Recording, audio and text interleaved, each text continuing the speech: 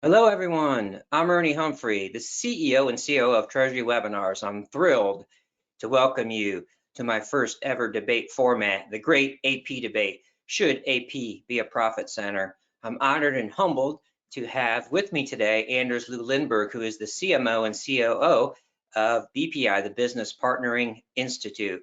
So there's not really anyone that I respect more in the realm of business partnering than Anders, and so I'm really happy that he accepted my challenge to come on my turf and let me control the experience. And so I think that's great. So Anders, thank you so much for joining us today. We appreciate your time, and I'm sure we'll appreciate your insights. So I appreciate it, my friend. Thanks for having me, Ernie. And when you posted on LinkedIn that anyone should just pick up the challenge, I was like, what's this guy thinking about? Of course, I'm going to pick up this challenge and give you a bit of a bashing. So let's I know let's get I going didn't know what here. I was getting into. So I do want to thank our webinar partner today, Stapley. They've been they're the reason that I have such flexibility to deliver such innovative webinars. I have a commitment to thought leadership, and so they really have a commitment to serving the Treasury, finance, and FP&A profession. So they've given me a lot of latitude here. So that's why they're key strategic partners of mine. I just want to go over a few new things at Treasury webinars before we get started. I'm on camera, so that's something new. We have our debate format today. It's a debut. I'll tell you about the next debate at the end of the webinar. We're going to have more professional development events. I'm going to experiment with LinkedIn Live on February 25th. I'm going to delve into social entrepreneurship as I go on a reality show in June of 2021. We've got our Treasury and Finance virtual forum on September 7th to the 9th, and you're going to see me do a much better job of collaborating with companies. I really think there's way too many events. We're all trying to hit the same audience, and no offense to other people, but their events are kind of boring. Anders and I were talking before, and I tried to listen to a webinar, and I was like, I want to gouge my eyes out. so hopefully some of us can work together the way that I'm doing with Business Partnering Institute and deliver more value to more people in an innovative way. We're all tired of Zoom meetings, and so we're going to have some fun today. Any of you interested in receiving CTP credits for today's webinar, you'll have to answer all of our polling questions, remain on for the duration of the webinar, and take the post-webinar survey. If you have any questions regarding CTP credit, as always, Ernie at treasurywebinars.com, Ernie at treasurywebinars.com. See, Anders, it's like always, you don't get a word in. All right, we're going to ask you to take a short survey at the end of the webinar today.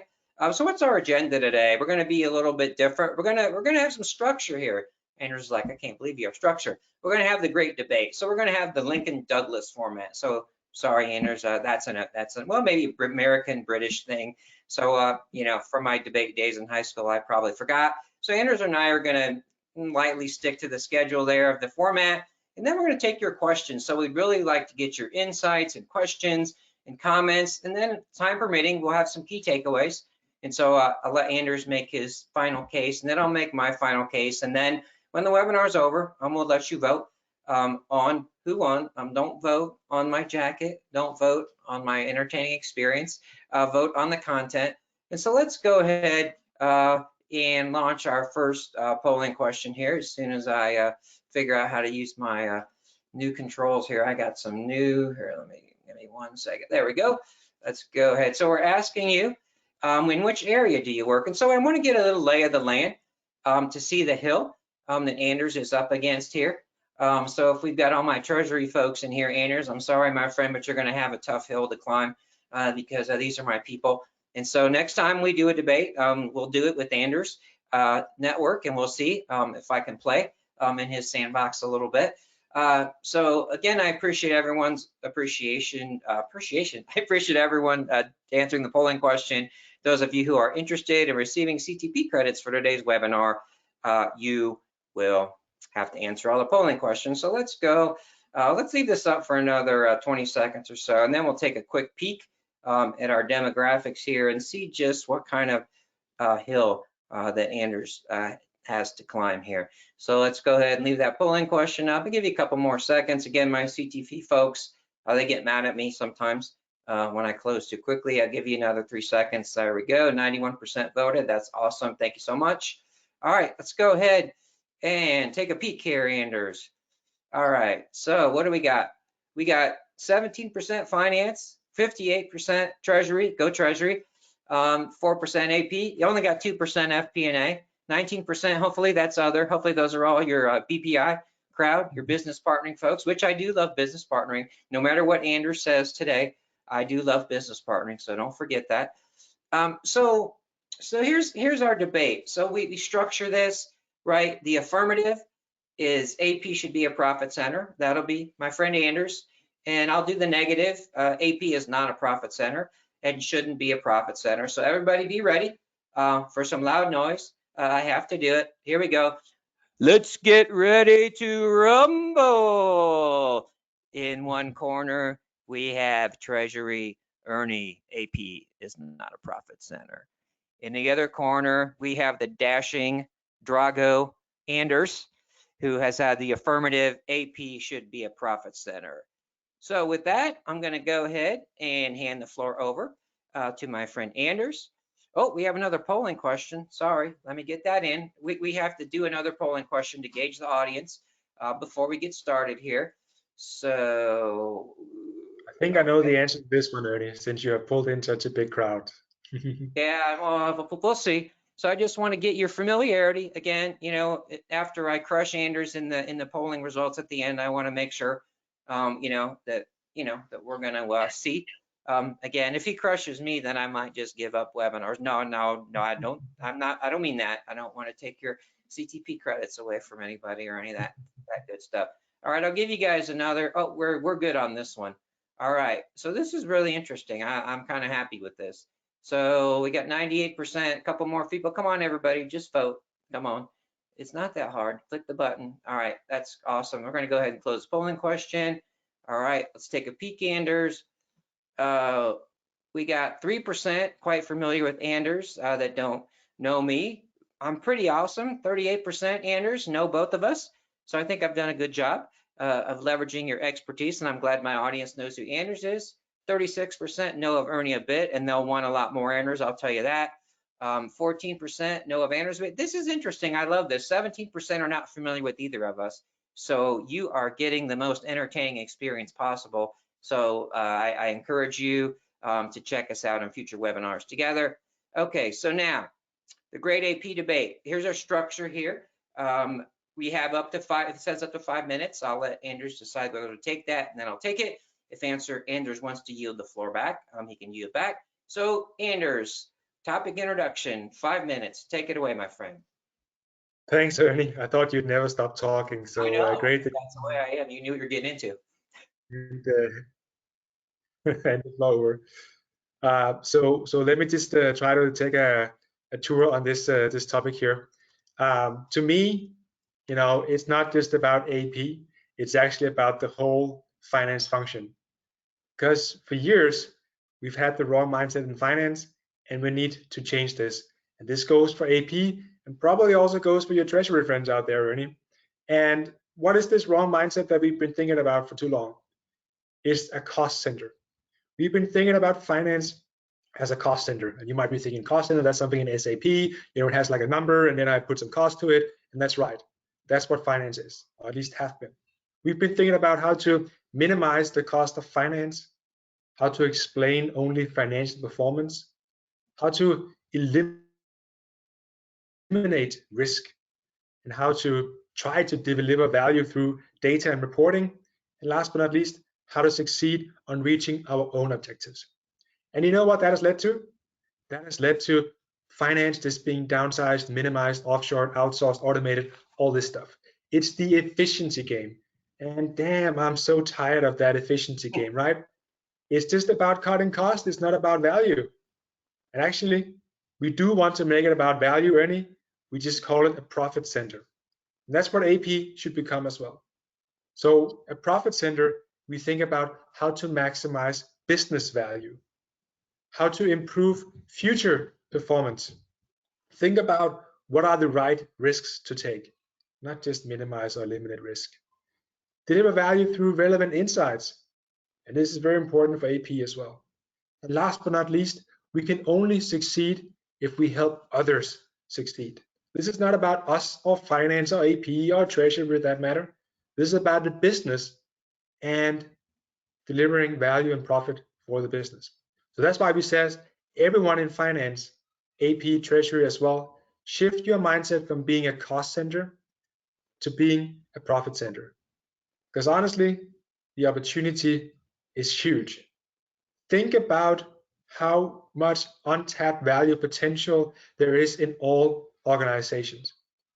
We have, of course, a value chain, and we have value drivers across that value chain. And if we think about AP, we think about suppliers, of course, first and foremost. How can we grow revenue, potentially through partner agreements, so that we go jointly to market with a better offering that we could do alone? How can we improve profitability? We can do that by, for instance, looking at total cost of ownership of assets and other things. Asset utilization, a classic for AP, we can look at payment terms. And risk, we can look, for instance, at our sourcing strategy. Those are 4 great ways for AP to get involved today in creating profit for the company. Of course, to understand what is profit. Well, profit really leads to shareholder value creation. What is shareholder value creation made up of? It is revenue, cost, balance sheet, and future expectations. And AP, of course, goes mostly into the cost bucket, but there's plenty of opportunity to create value and profit from that bucket. And as you can see, AP can even play a role also in the other drivers, revenue, asset, and risk, of course. So from my perspective, Ernie, the opportunity is huge for AP to become a profit center. We just need to overcome a few things. Lack of knowledge of how to actually use the insights that could be generated in AP. Cognitive biases in our stakeholders, they don't know what they need to know to make the best decisions. Maybe they have different interests than we do in finance, and we should align our interests with them. Maybe we're just not looking for the value opportunities. And last but not least, our surrounding changes all the time. So new opportunities comes up all the time, and I want AP and all the folks on this call to grab those opportunities, run with them, and create profit for your company, because that's what's going to give you a bright future, an exciting career, and make AP called a profit center. So that would be my introduction to the topic, Ernie. That was 5 minutes. I'll hand it back over to you. Thank you very much, Anders, and thank you for sharing your insights. And most of my listeners are probably like, yeah, that sounds a lot of what I've been hearing from Ernie from the last couple of years. But it's really kind of and I'll start at the cost center side, and then we'll kind of meet in the middle, because I have more of a nuanced argument. So let me start on the cost center side. So that is really our image, right? And so for me, I think one of the places where Anders and I differ is that I believe AP should report up through Treasury. And so I think that's kind of the crux of it. And so we have to do what we do best, right? Let's function as a cost center. Let's minimize our costs, right? Let's do that well. As we leverage technology, let's minimize that cost, right? That's going to impact the bottom line, right? And so, and it's all about messaging. I'll get into this later. I'll tell you the story. For me, I used to say this at the beginning of my webinars. An AP manager walks into the CFO's office and says AP is a profit center. That's a joke. It should be a joke, because if you actually did that, he'd probably kick you out of his office. So, I mean, so it's definitely aspirational. I'll get into this more later. Words matter. So, I mean, the profit center is there's negative connotations to that. So that can be taken the wrong way. So we'll get into more than that later. And so to me, the profit center mindset is where people, I'll restate what Anders said, is offering value. People are going to take that to, we have to create revenue and we have to minimize cost. When people that are in AP, the job of Treasury and finance, Treasury especially, is to protect assets. And so when we shift that mindset away from protecting assets to figuring out how we can generate revenue, you have to look at it, right? Profit is revenue minus cost. The profit center people out there, a lot of the AP automation solutions are doing case studies. This is a profit center, and this is what they're telling people. This is the revenue that we bring in. They're not talking value. They're talking you're generating revenue and we're generating. This is why I'm having this webinar. Besides this interesting conversation, is it's dangerous. The actions that they're inspiring. So I'd love it if it wasn't taken that way, but it is. And so again, AP should not be a profit center. And so restating Andrew's position, being a profit center means you're going to damage your reputation with the CFOs. It's also going to incent actions that are going to negatively impact the bottom line. So those are two incredibly important things that we really need to think about. And so I'll get there later. AP should be a value center, and those are two completely distinct things. So with that, I will not use my 5 minutes. Anders is shocked. I'll yield back. So Anders now has what we call in the Lincoln Douglas debate, the restatement rebuttal. So Anders, I'll let you go ahead and give the floor back to you. The floor is yours, my friend. So kind of you, Ernie, not to talk for longer than just a few minutes. When did that last time happen? Anyway, you said quite a number of interesting things, Ernie. First of all, you said AP should report into Treasury. And of course, it could be that I have a completely wrong understanding of the finance function, but here's how it works for me. Treasury is a highly specialized function that works at the corporate level, managing the funds of the company. And of course, there's more to it, FX and all that, but accounts payable is part of the finance operation where we optimize the way the finance function run, and we optimize our relationship, in this case, with vendors, and of course, also with procurement. AP is a key business partner to procurement and should be heavily involved in whatever goes on in procurement, because they should deliver insights to procurement to help procurement make better decisions, and also to help the rest of the company leverage the contracts that procurement has made to ensure we actually get the rebates that we're entitled to ensure that we actually get the volume numbers in, and so on and so forth. If you have AP report into Treasury, to me, it becomes way too specialized and way too isolated in the company. But now I'm probably upsetting a lot of Treasury people on the call here. That's just my point of view. Then you said negative connotations on a profit center. And I agree. To be quite honest, when I first heard this cost center to profit center, I was like, that's not right. No one in the business is going to accept us talking about finance or AP being a profit center. So we moderated a bit and said it's an ambition metaphor, right? It's not to say we're going to go out and establish a profit center for finance to earn its money independently, but it's to set the mindset right that AP and other parts of finance alike should find insights in the numbers, in the work they do, in the trends that they see, and share those with business leaders. For AP will be procurement, to make better decisions. And if we make better decisions in the company makes a lot more profits, and that's why AP and others becomes a profit center. So if you're an AP manager and you walk into the CFO and says AP is a profit center, you better show the money. But you can do that. And if you show the money, you're a profit center. Of course you are. So joke's on you, Ernie. Then you also said, Treasury and AP is about protecting assets. And of course, that is true. We should protect the assets of the company. However, why do we have assets in the first place? It's to utilize those assets to do business, right? So we must put those assets into use in the business to create as much value as possible, as much profit as possible. So it's not always just about protecting assets or eliminating risks. It's about figuring out what is the right situation to put these assets into play. AP, of course, can play a critical part in that because they know a lot about cost in the company, total cost of ownership of assets. So they have a lot of insights to share, insights that you can use to make profits for your company. Then you talk about revenue does not equal profits. And I agree. Of course, a lot of things can be lost on the way, but AP is there to help ensure that as much revenue as possible turns into profit. Why? Because AP has a big stake in driving costs down. Lots of insights driven by AP to help drive costs down. So actually AP in that sense can become an even bigger profit center because AP can make revenue into profit. Isn't that great, Ernie?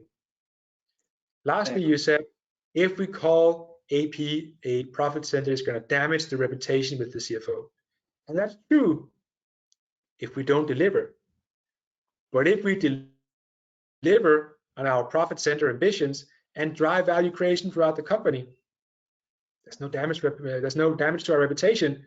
There's an increase in our reputation. There's a CFO that says, I'm going to invest more in our AP function because they bring so many great insights. They're a fantastic business partner to procurement, and they drive profits into my company. So I remain, AP should be a profit center. How about that, Ernie?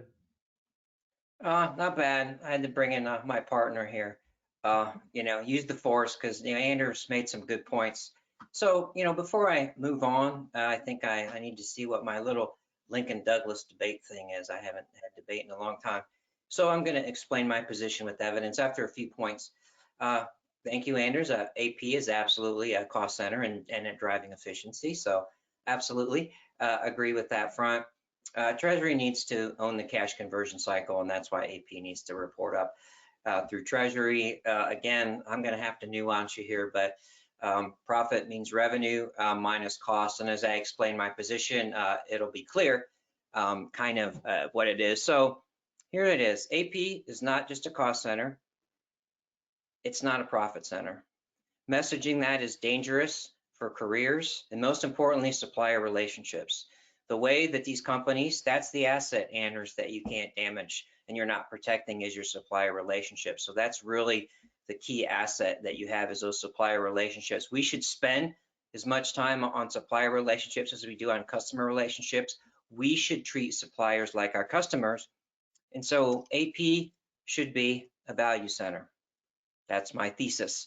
Now, why is AP more than a cost center? Let's give you some more, support each other here, but I think it's important for people to realize that AP does offer tremendous value. So if you look at AP's expansion of duties in 2020 from an Ardent Partners survey, 90% say they'll be more involved in customer service, 77% will be involved in fraud and compliance, 74% they have to have full knowledge of the full P2P process, 65% analytics and business intelligence. I lost my Yoda, but that's incredible, Anders. Isn't that number incredible? I mean, we're almost on the same page, but me and Anders and I will never be on the same page because we're too different. But that's amazing to me. 65% payments, okay. 52% supplier relationship management. That should be 100%. So the AP function is absolutely evolving, and so I think you're starting to get more of that. With the CFO, right? Even though AP, well, maybe AP can offer value, but you can't put the cart before the horse, right? So let's nuance that, right, to value center.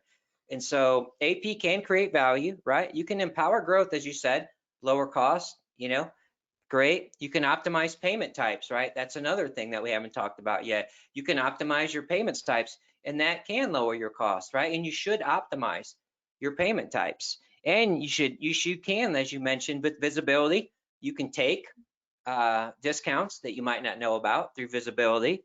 You can create discount opportunities, right? If you have the right relationships, and you can realize rebates from these ghost and virtual cards, and that can be a huge number, right? But this needs to be in collaboration with suppliers, not coercion. A lot of these providers out there, they're promoting coercion. No, bad, especially in manufacturing. I worked in manufacturing. So CFOs do not respond to the idea AP is a profit center. AP should be managed up through Treasury. Another point that I forgot to make, my Treasury folks, remember this? When we used to hear that we should make profits from our FX trades? How'd that go over, right? Same concept. We got bashed. Here's what happened to me. When I was in Treasury and the income statement had any number in the FX gain loss, I made $20,000. I got my butt kicked. He's like, that should be zero. That's not our business. AP's business is not generating revenue. Let's do what we do right. And then again, some more data, because this is supposed to be with evidence. The one thing we need to realize, people still like checks. So that's another debate. But 30% of companies prefer to pay suppliers by checks. We should not coerce them. 34% of companies make at least 50% of payments, this is in the US, by check. Only 10% of companies make less, don't interrupt me, than 10% of payments via check. 37% of companies report the main reason is the preference of their suppliers. So, so we can't coerce people away from their payments. No. Also, checks can mitigate, with advances in technology, the difference between the processing costs and the risk exposures. Processing costs can be mitigated. That's another webinar. My partner Stampley has done an amazing job showing me how that's possible. Suppliers don't understand the cost of accepting these ghost cards. According to the survey I did with Stampley, 30% of companies don't understand the cost. They say their suppliers don't understand. Do you want to really make your suppliers accept that when you know they don't understand the cost of it? What's going to happen when they figure that out? And suppliers don't understand how much money they're getting versus the rebates, right? The rebates versus what the company's getting. 30% do. Also, these virtual and ghost problems do not deliver as advertised. 60% report they do not. So they're giving you promises and they're not telling you how. Now, I'm not asking Anders to defend the AP automation suppliers. I'm just trying to show that we have to be careful when we give people the incentive. Now, there's a nuance, revenue, value, but when people get in the mindset of making money, they don't realize that.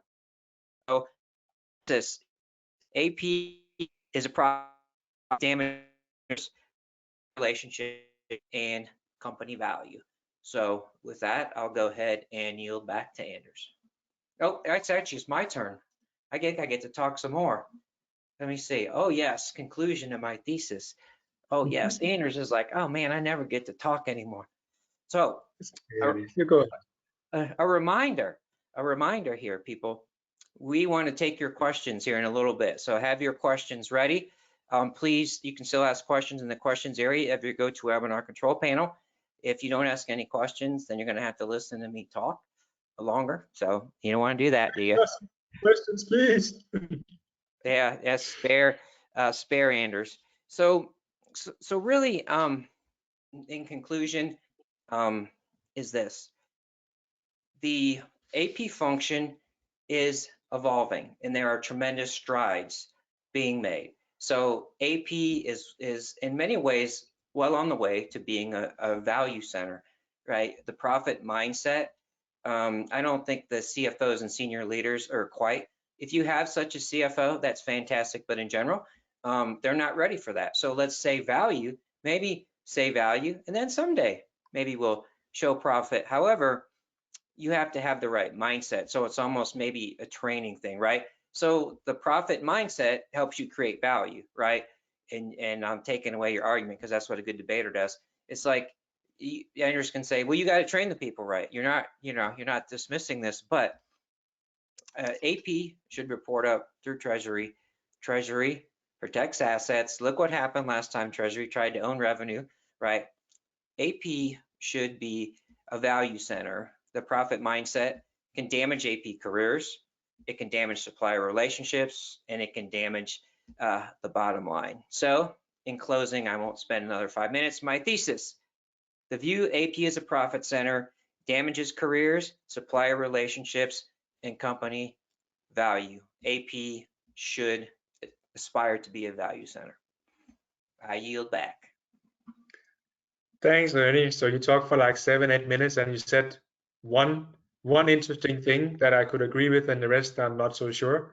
You said treat suppliers as your customers, and I fully agree to that.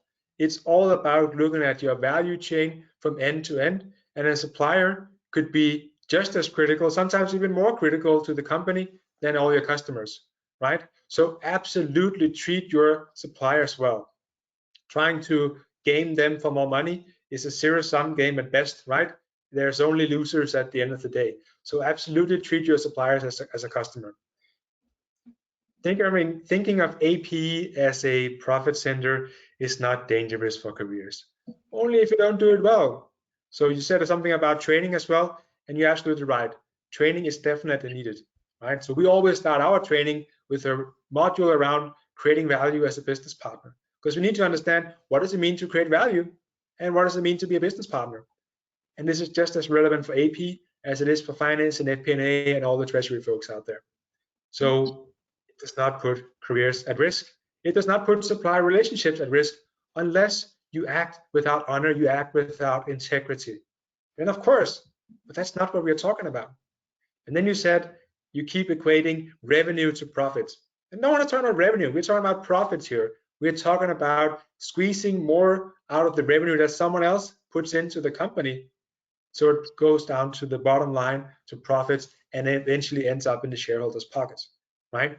So it's not about revenue being profits. It's about AP driving value creation, profits that ends up in the shareholders' pockets.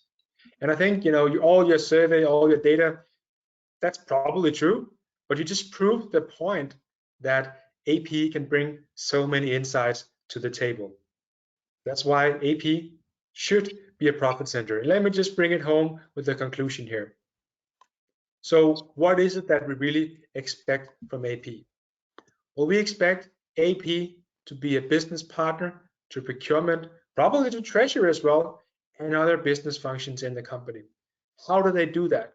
They do that by challenging their stakeholders with new perspectives, through driving performance management with the vendors and the cost controlling, etc., through optimizing the existing business, in particular by driving down cost, i.e. driving up profits. And last but not least, trying to figure out how we can use our good supply relationships to grow tomorrow's business and bring in new offerings to the market. They can only do that, and this is where the dangerous part for their career comes in. They can only do that if they have influence with their stakeholders and, of course, the CFO as well. How do you do that? You become customer-centric, in this case also supplier-centric, and get buy-in and acceptance for your messages. You do that by building trusted relationships. No coercion, no trying to cheat people. You build trusted relationship inside the company, outside the company. You do that by developing business acumen, knowing exactly how each supplier contributes to the value creation, the profit creation in the company. And last but not least, you are assertive in your communication, communicate your insights with confidence, yet always show empathy to the receiver, whether it's a procurement guy or a girl out at the suppliers. We're there to help everyone be a success. And if we do this well, we will have impact in the company, we will create profit, and we will maximize shareholder value creation, because we do make better decisions and we execute stronger. And that, my dear audience, that is the role of AP, as is the role of anyone in finance and treasury, to become a valued business partner that sees finance as a profit center and drives value creation all throughout the company. So those were my, let's call it 10 cents, Ernie. All right, thank you very much. Anyone, now I have some more, I need some more help here. So anyone that wants one of these nice things to hold up the next time I have a presentation, Are you trying to coerce the audience to vote on you, Ernie? Don't do that. So everybody wants more earnings. So anybody that wants these are fully available. So, all right. So now we're going to switch to Q&A mode. And I'm gonna be honest with you. I'm not gonna make up questions to have this conversation with Anders. So I have a question. Please ask questions. This is fun. Any question that you want, AP, whatever. All right. So we've got. All right. Here we go. Question. Let me see. I'll read it and then we'll both kind of put our take on it. If AFP is to be considered a profit center, does that imply the AP performance measures? Will be thereby incentivized to make decisions solely based on minimizing costs, since they can't influence revenue. So I'll let you take that one because I know what your answer is going to be, and then I'll kind of answer as well. Go ahead, take that one, Anders. So let me tell you, for a business partner, there are 3 key objectives to be measured on. First of all, are the customers, in this case, it could be procurement and even your suppliers, are they successful? Are they achieving the goals that they want to achieve? If yes, that's number 1. 2, if you want to be considered a business partner, you must have satisfied customers. So would procurement actually recommend AP folks to other procurement functions? Maybe, maybe not. But if you have customer satisfaction, that's number 2. And third, of course, you need to document what was your role in creating value and profits for the company. Because you cannot document that, then it's going to be difficult for you to prove your case as a profit center. So those are the 3 things, Ernie: helping others succeed, getting good feedback from customers, and actually documenting what was your effort in doing this value creation. Right. Let me add my take, and thank you so much for your question. And I agree. I didn't bring up that point, so someone's trying to help me out. How do the metrics change, right? So, so if we get into this metrics world where we're measuring revenue and costs and revenue, it's hard to measure notional revenue, right? And I think it's important, the productivity gain. But on revenue, you're going to be measured by the rebates, right? That's what you're going to be measured by, or the discounts if you're smart, right? We took a discount, so I consider that we're paying less for an invoice, right? So that's revenue, right? And cost, but that really gets to the incentives. And I wouldn't say that AP can't influence revenue, because they absolutely can. One of the things that Anders mentioned, did a good job on, was there's so much time wasted throughout the AP process by the approvers. There's a lot of people within AP and approvers and there's so much time wasted, and we give those people their time back, right? You don't have to be on the phone arguing with suppliers. You can have them be focused on more value add activities like on procurement, and they have more of their day back. And people like me in Treasury or CFO, should I be in the AP system trying to figure out? No, I give them their time back. That impacts your revenue. And the better supplier relationships, as Anders mentioned, when you're honest, right, they will accept your fee. You might want to move from this check to this check. You might want to consider that, right? Okay, here we go. Another question. Thank you for your question. Thank you, Anders. This is for you, Anders. Okay. This person, they report up through the chief accounting officer. Oh, wait a minute. There's another one, which reports to the CFO. AP works closely with Treasury. Can you detail the way AP should be a profit center through these channels? So you're going through the chief accounting officer. So how do you make that business case? Well, I make it from the top down. The CFO should be a profit center. By extension, the CAO should be a profit center. And by extension, AP should be a profit center. It all depends on the customers, let's call it that, internal stakeholders that you work with. So I see AP as a great business partner to procurement. Procurement has, I'm sure, some significant goals to achieve in the company, and AP must help procurement and, of course, also Treasury. I think that makes sense to reach their goals. AP cannot be a success in itself. AP cannot just screw on a few internal KPIs and then be successful. AP becomes a profit center by helping others succeed. Okay, thank you. I can't answer that question because I don't think you can. So this is more of a not on our debate, but I love the question. So really in the AP industry as a whole, what we're seeing is that AP is becoming automated, right? Minimized, outsourced, and that impacts AP personnel down the line. So I'll go first, and I'll let you go first because I talk about this all the time. How do you avoid this? Let's say we're an AP professional. How do I stay relevant? I'll let you take a swing at that one. Yeah, so this is of course a key question for many people in the finance function, right? Also a lot of accountants and so on and so forth. And first of all, let's see it as a good thing that we're able to do AP more efficiently. The opportunity is all the insights creating from this, because automating these things creates more data, creates more insights about our cost spend, about our supply relationships. And if you're an AP professional today, you need to elevate your impact in the company and bring these insights into play. That's how you stay relevant. That's how simple it is. Thanks so much. Yeah, and I talk about this quite often. So really, as an AP professional, you need to redefine your value proposition, and you do that by executing what Anders has talked about, right? So now you have more time in your day back. Well, what are you going to do with it?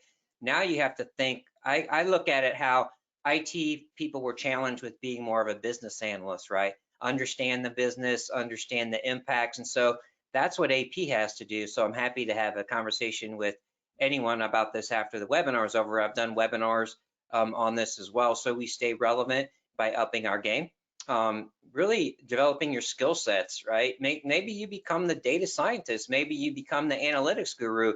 Maybe you bring that from AP. You can lead technology adoption from AP.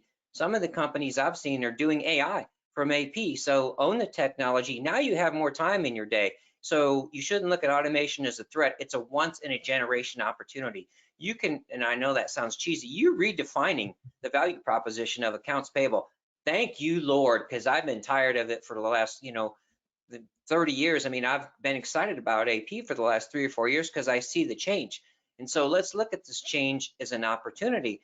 And if your company doesn't like support that, then, then you might need to move on. But I think they will welcome, right, the opportunity. So what's your level of investment in AP automation, right? Look at your company. Are you doing it? What are you doing? Why are you doing it? Why are you not doing it? And just because you have AP automation doesn't mean it's the right fit for you. There's a lot of levers to be pulled in AP automation, and see how you're doing. See if you're optimizing your payments. Then you can work with Treasury, and then you become a business partner to Treasury.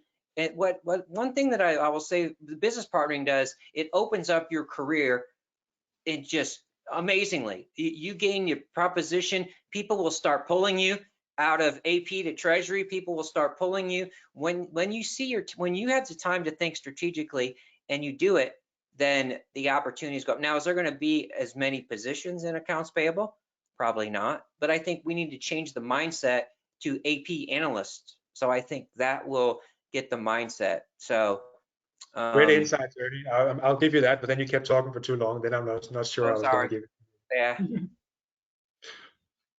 Okay. This is a question for me. I'm sorry. No worries. Uh,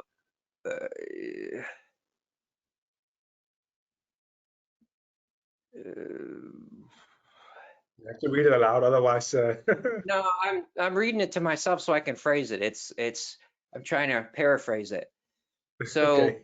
so really, there's a challenge, with the like, it's more of a question around finding to keep focused.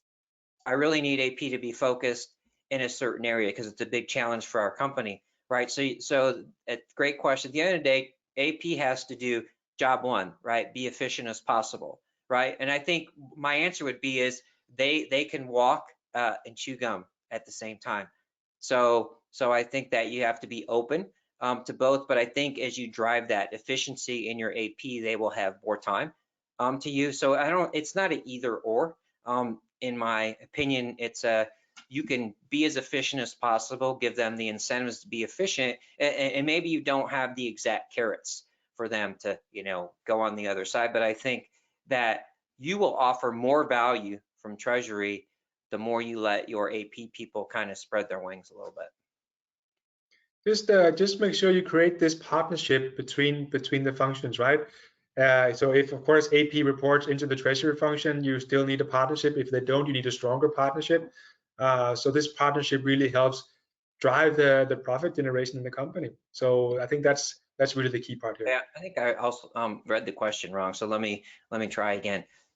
So I think the question was really around, so what if you outsource AP? So let's say you just outsource it, Okay. right? So how do we, how does that change the game? So how do we get value from AP if we've outsourced it? I'll let you go first since I'll take all the good. Well, if you choose the right provider, because you can of course outsource AP, it shouldn't make a difference, right? You should actually you should actually get a stronger AP function out of it because you're outsourcing it to a specialist that does only that. I'm not saying it always works like that. Maybe most of the time it doesn't.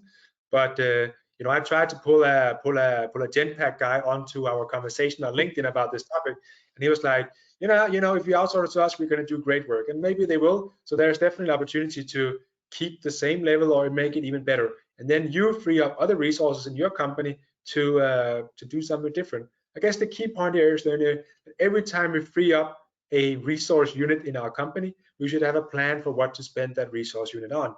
And if it's money we free up by outsourcing AP, we should invest it in other parts of finance to elevate the impact of the finance function. Yeah, right. So let me kind of dovetail on that a little bit.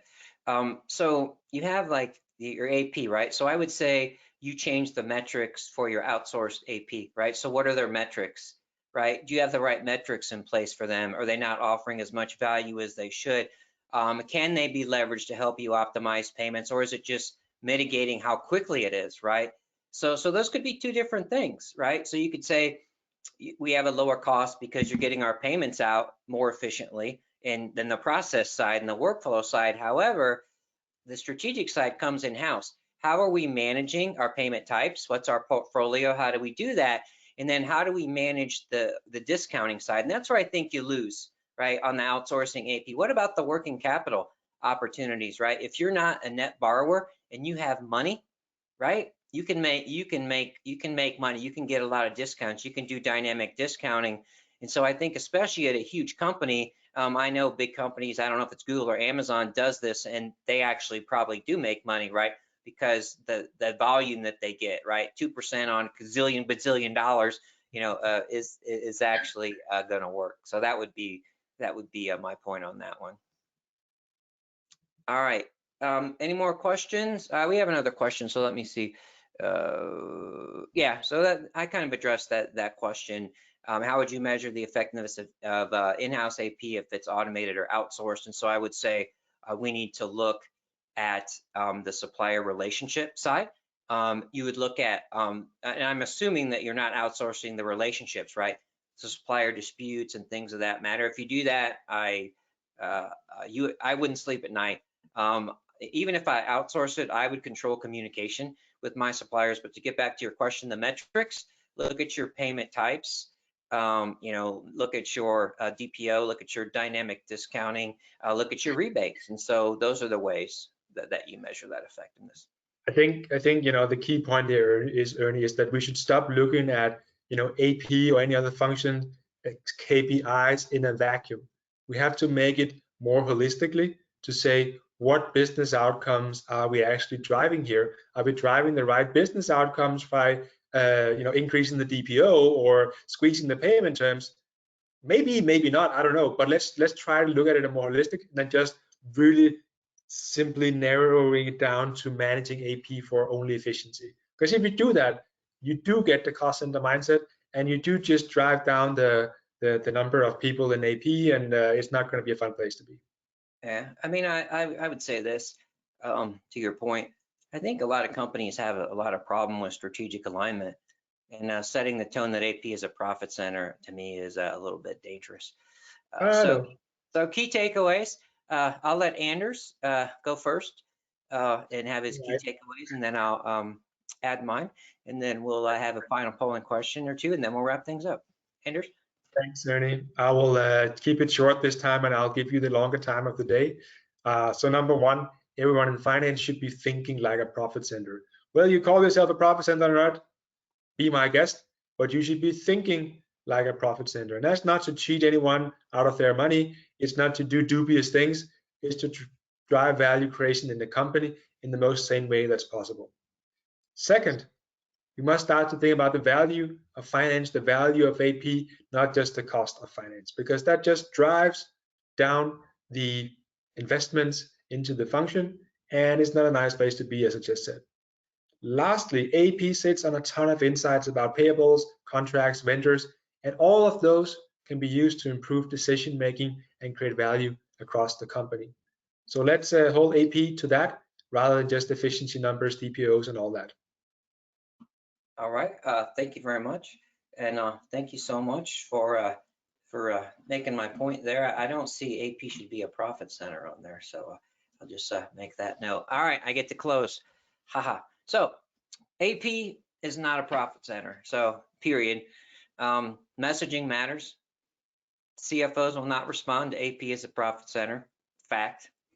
And I should have said my evidence part. I've had conversations about this probably the last couple of years, not so much last year, but when I had in-person events the year before, and probably the year before that, I was concerned about this messaging. So I asked some of my network, I'm like, so what do you think about that? Well, they know me, and they're like, well, you know what I would think about it. So what they meant was I'd probably kick the guy out of my office. So supplier relationships matter, right? Driving revenue shows AP as a profit center. Again, strategic misalignment. Pressuring suppliers to accept virtual ghost cards without them understanding the costs and benefits is a dangerous game that I don't want to play. I want to be open and honest, but it doesn't work that way. Anders' position, although I agree with it on some of them, not that it should be profit center, is aspirational. So we really need to look at the reality of it. First of all, I don't agree with it. Second of all, even in the fantasy world, we're not there yet. An AP should not be a profit center. And this is where Anders and I, we really agree. We're word splitting. We both agree that it should be managed as a value center. And he used the words maybe thought of as a profit center, but not managed like a profit center. So if you say it should be a profit center, to me, that means you want to manage it like a profit center. And that's really my point. You can't manage AP like a profit center. And here's the good news. This is how we add value, right? Efficiency lowers invoice processing costs. Efficiency impacts productivity within and beyond finance with better time allocation. Efficiency means having the right technology, which improves relationships internally. What about, wouldn't we all like to collaborate better? AP, wouldn't you like to not make the CFO mad? Well, that would probably be a good idea. And then discount opportunities, they can be huge. They can be huge. You can possibly make more revenue. You can actually maybe on the revenue minus cost, it might be possible for you to get there, but let's do that the right. If that happens, great, the right way. But that's not our goal. And then rebates from cards. You can make a lot of rebates from cards. At the end of the day, AP, it's just not a profit center. I mean, it's a value center, and so I think that's something that we can all agree upon. And I'm not trying to be clunky here. My mouse is like going bananas on me here. All right, so we're gonna have a few closing polling questions here, and I want you to be honest here. I'm not going to share this with anyone, just Anders and myself, and let us know who you think won the great AP debate. To me, I'll wait until you vote, then I'll give you my opinion. So this is just for fun, for Anders and I to tease each other. Please vote for me, because there's nothing that would give me greater fun than to tease Anders. However, if you vote Anders, then he's going to tease me forever. So just kidding. But yeah. So I'm sure you all want to give Ernie a hard time out there. So just for the sake of it. We always give each other. I hope everyone took this. This was meant to be a little bit fun. I think it was extremely educational. We both support a lot of the same things, and so business partnering, it's absolutely amazing, right, in my mind. And so I support Anders whenever possible on that front. And AP, and I'm so glad that Anders really understands the value of AP. So one of the great things about Anders is he understands the value up and down finance, and a lot of people would overlook, right? Accounts payable as a strategic partner. So so kudos for your insights there, Anders, and what you do is incredible. And I think that it's getting the theory into practice, right? And that's what you do such a great job at. So always there to support that. So let me go ahead and close the poll. I'm not going to share it. Okay, now I need to thank our webinar partner again, Stamply. I mean, they've just been incredibly gracious to me on many fronts, and they support innovation. I think this one really speaks to their commitment to serving, right, the professions and letting us do it in a way. Next debate, Anders is not surprised by this. We're going to have the first self-debate. I'm going to debate myself. Are checks evil and going extinct, right? Yes, they are, period. It's going to be Treasury Ernie, who's on the left there, who used to bash checks like Anders would not believe for so many years. The young guy there on the right. Now we have AP Ernie, who's enlightened. So we're going to do this one on a Friday. So this will be another webinar that you absolutely do not want to miss. I also want to thank Anders so much for his participation, and thank you for all that you do to help us serve, the office of the CFO. And I really want to encourage you if you don't follow Anders on LinkedIn, you should do that. If you have any interest in business partnering, just what it is, how it works, please reach out to Anders Business Partnering Institute. If you're involved in this initiative at your company, your value in the company is just going to go absolutely off the charts. And so I think that's a tremendous value, and there's opportunity there. So I'll let you talk, Anders. Thank you so much. I appreciate all that you do for us. Thanks, Ernie. Thanks for the good words there. And yeah, I mean, everyone in finance should try to become a business partner. That goes for Treasury as well. I'm sure some Treasury professionals out there can, feel the frustration sometimes that they're not getting heard by the CFO or some other people in the company. If you become a good business partner, you'll always be heard, your insights will always be valued, and you'll feel like you're creating so much more value in the company. And guess what? You'll be so much more engaged in the work that you do. So business partnering is definitely the way forward for everything. Checks is not, by the way. All right. Thank you so much, everyone, but the checks are awesome. At any rate, I want to thank each and every one of you for attending the webinar today. I was remiss. I want to thank each and every one of you who have family and friends on the front line of fighting the COVID virus, and please know that we sincerely appreciate you. Let me know if there's ever anything that I can do for you and your team, and make the rest of your day great, everyone.